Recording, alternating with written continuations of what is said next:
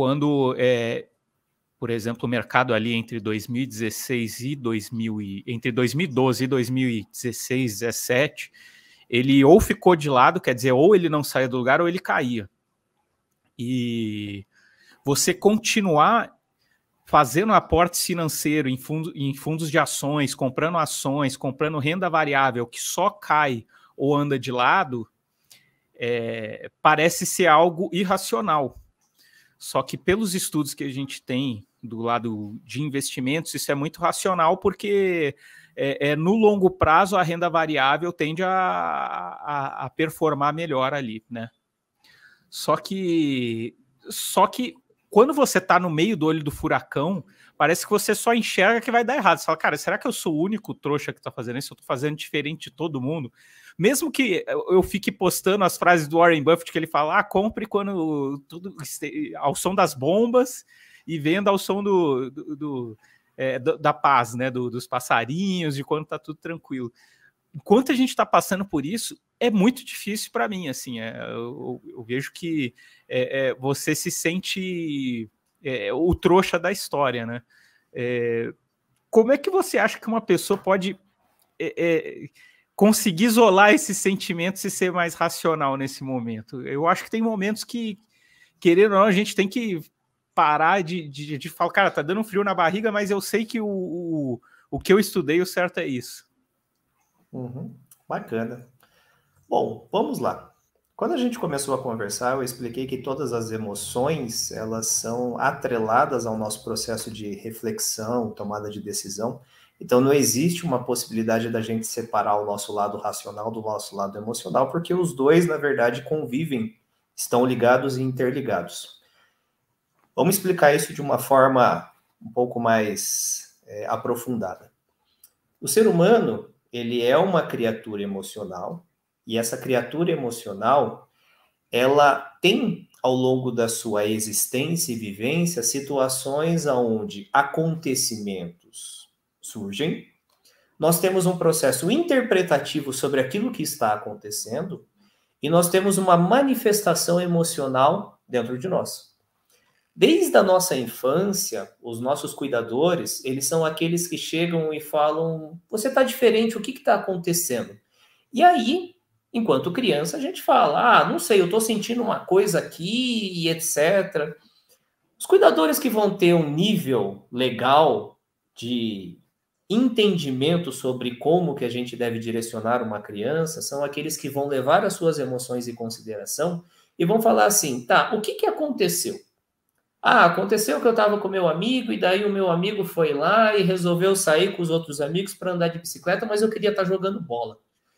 Tá, e por que isso te deixou do jeito que você tá? Porque eu queria que meu amigo ficasse ali comigo.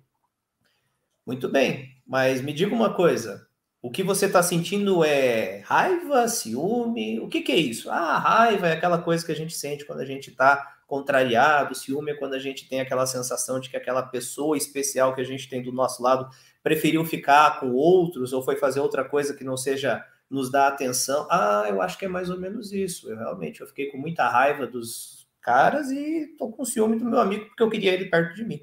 Mas me diga uma coisa, o seu amigo faz sempre o que você quer? Na maioria das vezes. Mas de vez em quando você também não tem que fazer algumas coisas que ele quer? É importante. O que vai acontecer com a amizade de vocês se vocês não tiverem momentos onde hora você faz o que ele quer, hora você faz o que você quer? Talvez ele não vai querer ficar do meu lado. Então, a vida é assim, a gente hora tem que abrir mão, hora as pessoas abrem mão, e aí a gente vai tendo uma relação bem legal.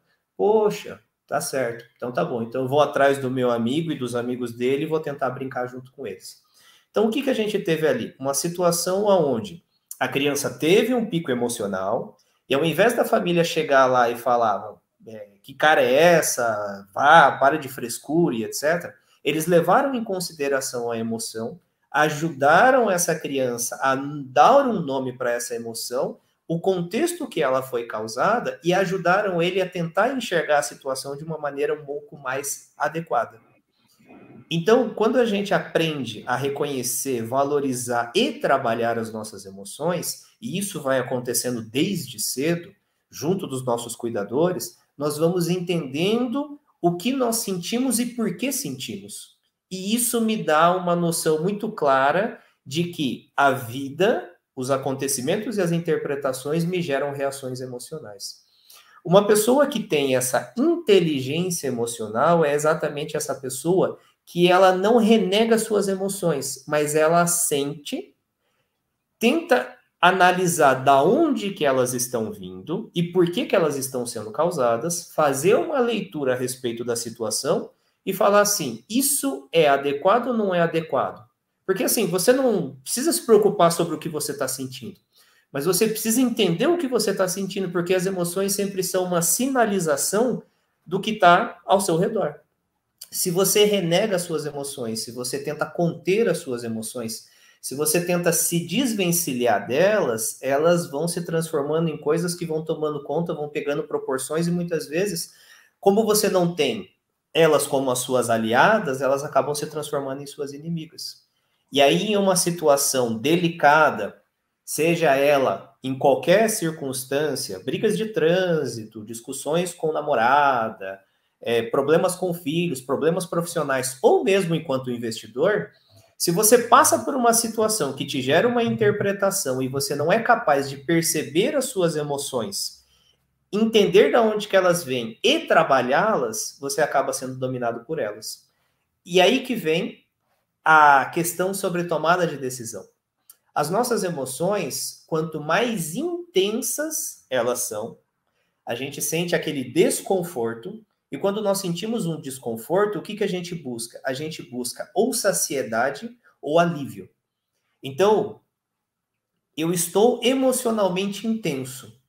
Quando você está emocionalmente intenso, você vai ter ações, atitudes, que elas estarão muito mais baseadas em uma reação momentânea, instantânea. Então, ou seja, eu estou sentindo que eu estou perdendo muito dinheiro. Então, para eu conseguir dar conta dessa emoção intensa, eu vou vender aquela minha posição, eu vou sair da minha posição para... Espero que você tenha gostado desse corte. Acompanhe o podcast do Shark Talks. Você tem disponibilidade dele no Spotify e no YouTube. Um grande abraço.